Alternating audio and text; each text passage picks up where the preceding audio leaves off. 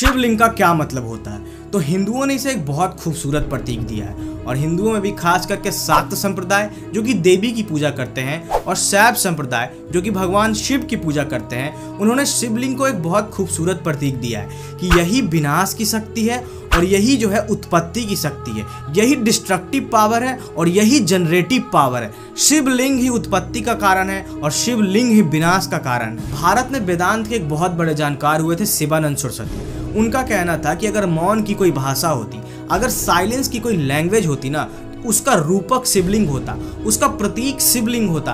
अगर निराकार को आकार देना होता, जिसको दर्शाया नहीं जा सकता, जिसको दिखाया नहीं जा सकता, अगर फिर भी निराकार को कोई साकार रूप देना होता तो उसे हम शिवलिंग के रूप में दिखाते। मैं आपको एक कहानी से समझाता हूँ कि आखिर शिवलिंग का क्या मतलब है।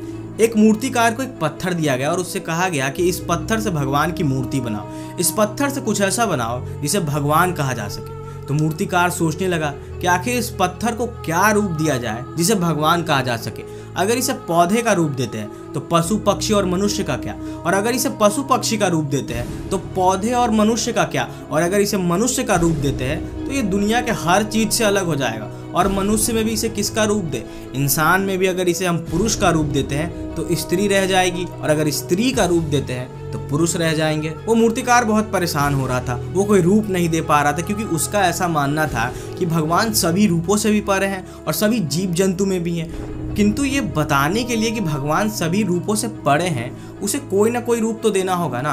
तो उस मूर्तिकार ने पत्थर को ज्यों का त्यों छोड़ दिया और उसके सामने अपना सर झुका लिया और कहते हैं कि यही शिवलिंग था जिसमें अनंत निहित था, जिसमें निराकार का भी रूप था। तो आसान भाषा में हम ये समझ सकते हैं कि हिंदू दर्शन ने शिवलिंग के माध्यम से ये दर्शाने की कोशिश की है कि निराकार का भी अगर कोई रूप हो सकता है तो वो शिवलिंग है।